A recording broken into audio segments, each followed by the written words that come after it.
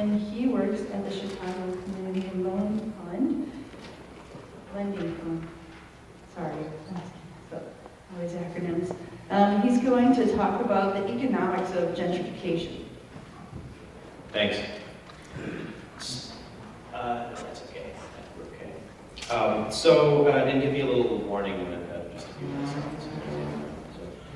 So thanks for having me tonight. I was tasked with spending about 15 minutes talking about the economics of gentrification, which is probably more like a 6-hour course. And so instead of really digging into the nitty-gritty, what I want to do is talk about a few issues as I see them, as I have experienced them myself, with my neighbors, through my career in community development over the last 20-25 years in the different kinds of communities around Illinois and Minnesota and Wisconsin.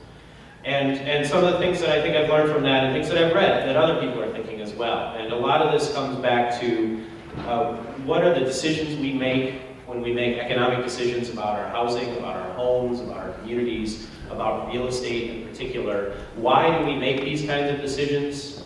What drives our assumption around this? And for me, the definition was up there a little bit earlier, or at least one of the sort of a classical definition of gentrification. And running through that definition is this is all fundamentally about economics. It's about reinvestment. It's about previously underinvested communities or deteriorated communities. It's about resources for a particular class. It's been mentioned already a few times. We're talking about class issues here. We can't unpack these things from race, from other cultural dynamics, from other community dynamics, but as the person tasked with economics, I'm going to focus on those primarily.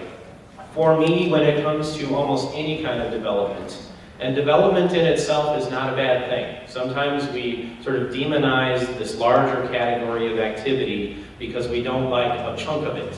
And development and the concept therein is one of those things. Development is important for every community to happen. The question for me and the question for a lot of community-based development organizations are questions of choice and control.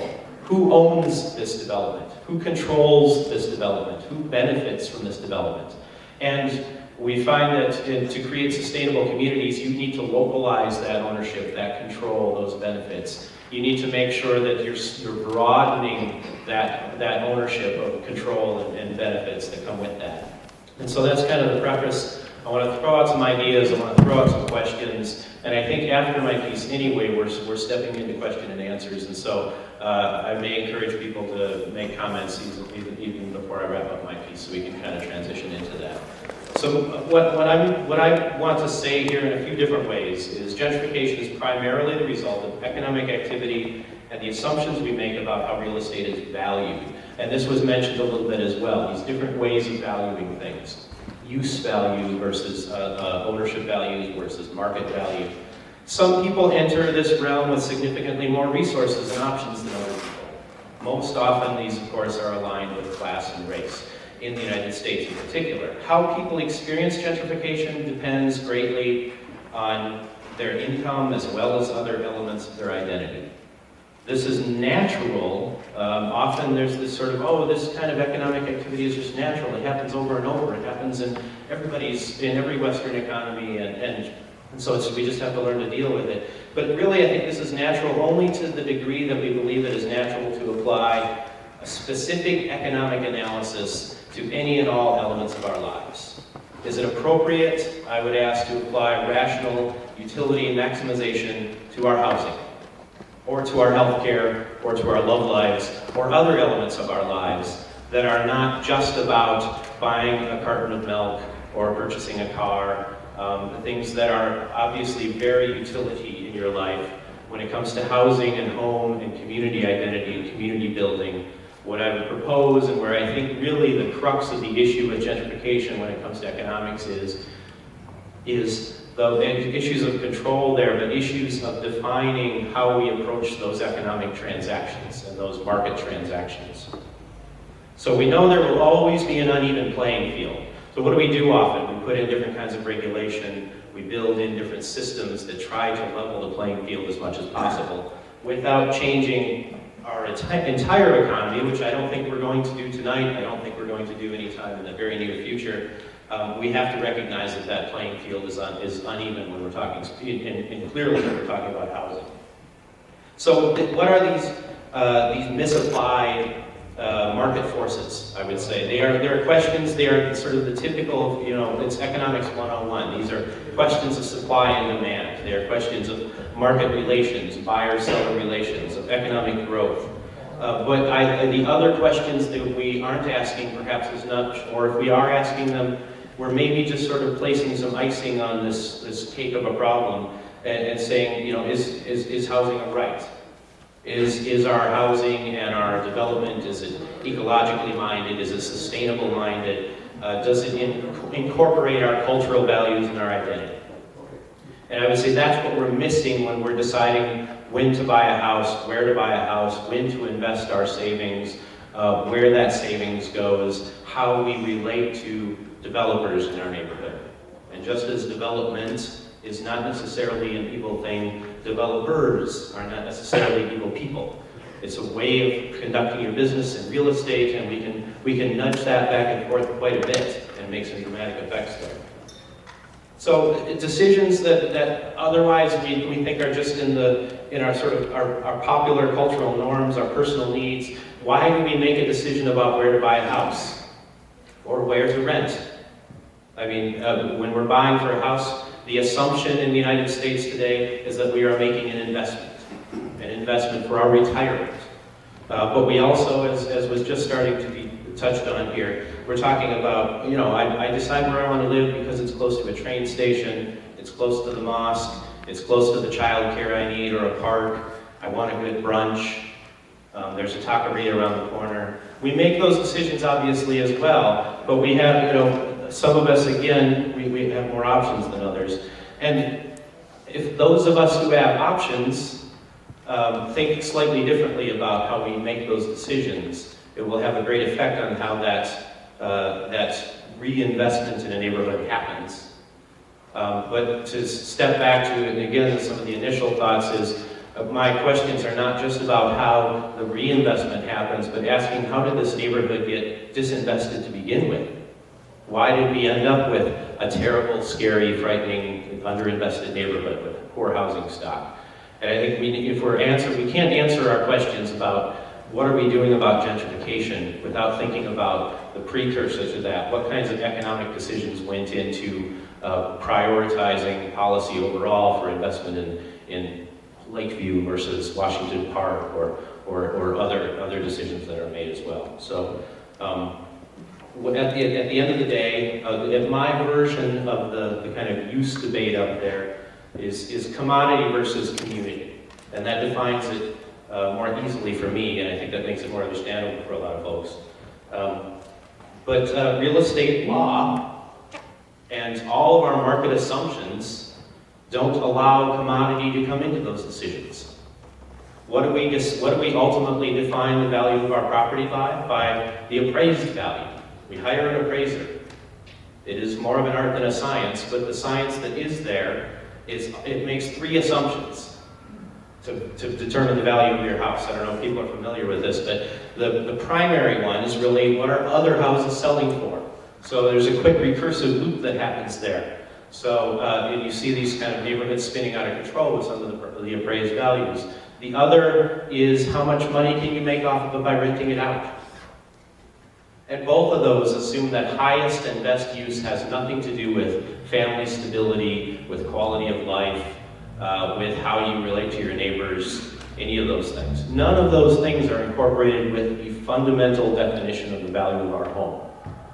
And so I do think that we keep coming back to saying we need to find ways to incorporate what we think is really important to us into defining the value of our home. And we're not going to change how the real estate appraisers work in this country anytime soon either, but I think there are other elements in how we interact with those documents, how we interact with the sale and purchase of real estate, not just our homes, but other commercial real estate as well, is important here too. One other thing I would also bring up that is exacerbating this is our more recent trends. And more recent, I mean last 20 to 30 years. And this is, and again, this was touched on before too, is this mobility of our lives. So we don't buy a home to settle down and work at the factory for 45 years and raise our kids and then sell that to, eventually when we retire. We think about our housing very differently, and we think of it in a very short-term manner. And that exacerbates all of those other value issues that are out there too. Now, that's not saying we all have to now commit to staying where we are for the next 40 years, but it tells us that there's another element of the economic decisions we are making for ourselves, for our families, for our neighbors, that needs to be, we need to be reincorporating what those fundamental assumptions are about how we're thinking about that. Another thing that is accelerating rapidly, I think, gentrification in the United States and other parts of the world is our sort of a new reference point for what the value of a home is. I have a chart which I'm happy to hand out, and I'll just hold it up here and kind of describe it to you. This, what I've got here, and I'll pass it around, people can come up. It's a history of home values, which basically is going back to 1890 in the United States, looking at the value of a house up until, I think it went up until about 2011, 2010.